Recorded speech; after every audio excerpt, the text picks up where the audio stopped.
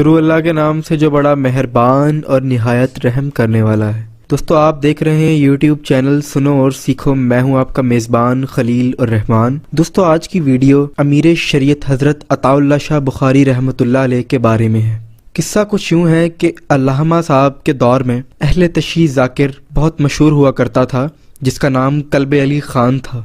Club Ali Khan نے عطا اللہ شاہ بخاری رحمۃ اللہ علیہ کا بہت نام سنا تھا اور شاہ صاحب نے ان کا بہت نام سنا ہوا تھا۔ دونوں ہی اپنے فرقہ واریت میں مشہور علماء تھے۔ ہوا کچھ یوں کہ ایک دفعہ کا ذکر ہے کہ شاہ صاحب ایک بس میں سوار ہونے کے لیے بیٹھے اور ان کی بائیں طرف سیٹ پر کلب علی خان بیٹھے تھے۔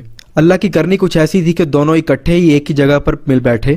کچھ وقت گزرا تو شاہ صاحب نے پوچھا کہ حضرت آپ کا نام کیا ہے؟ تو وہ فرمانے لگے میرا نام کلب علی خان ہے۔ حضرت صاحب یہ بات سن کر بڑے حیران سے ہوئے۔ انہوں نے پوچھا یہ کیسا نام ہے؟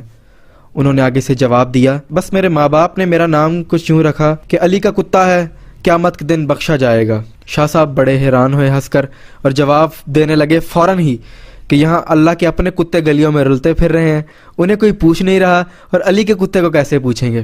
وہ شاہ صاحب کی بات سن کر لاجواب سا ہو گیا۔ کچھ دیر خاموش رہنے کے بعد اس کے ذہن میں یہ بات آئی اس شخص نے مجھ سے سوال کیا ہے، چلو کیوں نہ اب اس سے بھی میں کچھ سوال کروں۔ اس نے شاہ صاحب سے سوال کیا کہ آپ کا نام کیا ہے؟ شاہ صاحب نے کہکا لگا کر کہا میرا نام خنزیر اللہ ہے۔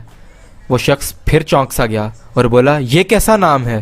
شاہ صاحب بھی کہکا لگا کر کہنے لگے کہ قیامت کے دن اگر اللہ علی کے کتے کو بخشے گا تو اس سے پہلے اپنے سور کو بخشے گا۔ یہ بات سن کر شیعہ ذاکر بہت شرمندہ ہوا اور اسے علم ہوا کہ وہ امیر شریعت حضرت عطا اللہ شاہ بخاری رحمۃ اللہ علیہ سے مخاطب تھا۔ خیر اس قصے کو آپ لوگوں تک پہنچانے کا مقصد یہ تھا کہ امیر شریعت حضرت عطا اللہ شاہ بخاری رحمۃ اللہ علیہ صاحب کے بارے میں بتانا کہ وہ کتنے حاضر جواب تھے، اور ان کی مثال کچھ یوں ہے کہ ان کے جیسا خطیب پورے ہندوستان میں موجود نہ تھا۔